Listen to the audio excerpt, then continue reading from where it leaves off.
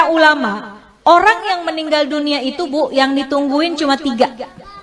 Pertama yang ditungguin adalah kapan datangnya hari kiamat. Tuh yang ditungguin sama yang udah meninggal dunia. Kalau orang yang meninggal dunia orang soleh, ahli ibadah, sekalipun wafatnya udah puluhan tahun, ratusan tahun, tapi ketika dia di dalam kubur rasanya kayak cepet banget, nggak terasa. Kenapa? Karena Allah berikan hadiah kuburnya menjadi taman-taman surga. Kita berharap kita bisa model kayak begitu. Tapi sebaliknya, kalau orang yang meninggal adalah orang yang suka zalim, sama Allah nggak pernah deket, sama manusia senangnya bikin permusuhan, maka sehari aja dia masuk dalam kubur itu rasanya seperti udah puluhan tahun, udah bisa sampai ribuan tahun rasanya. Maka orang yang ada dalam kubur yang meninggal dunia nungguin kapan sih datangnya hari kiamat.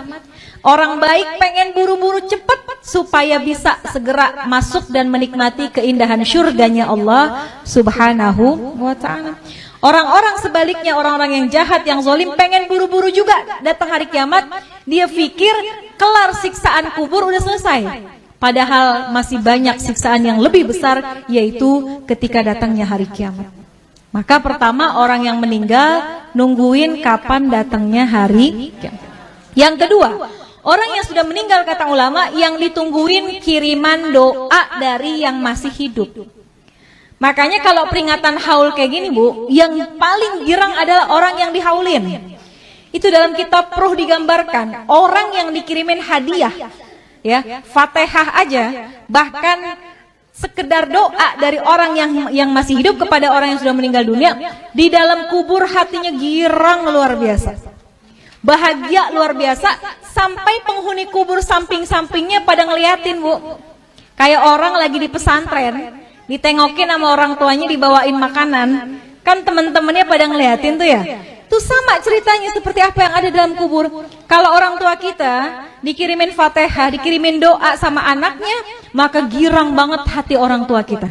Tuh penghuni kubur lainnya pada ngintip, kalau bahasa kita dikirimin apaan sih gitu ya. Maka mereka sangat menunggu kiriman doa daripada keluarganya yang masih hidup di dunia.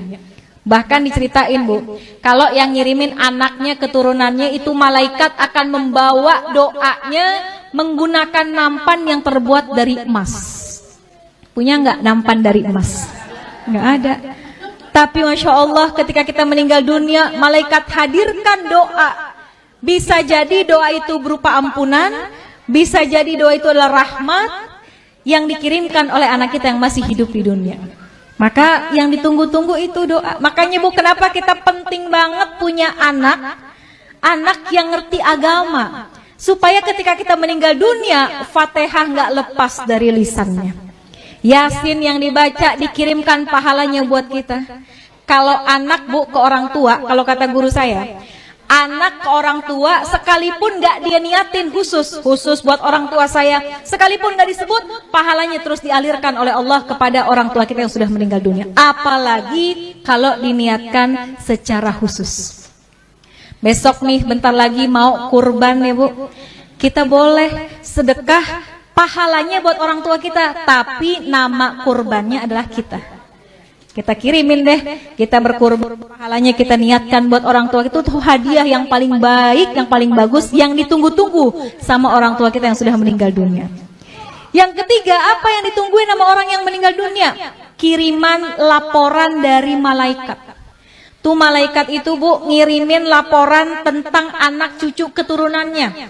Kalau anak-anaknya pada soleh, soleha, pada ahli ibadah, orang tua kita girang dalam kuburnya. Ya Allah, girang hatinya.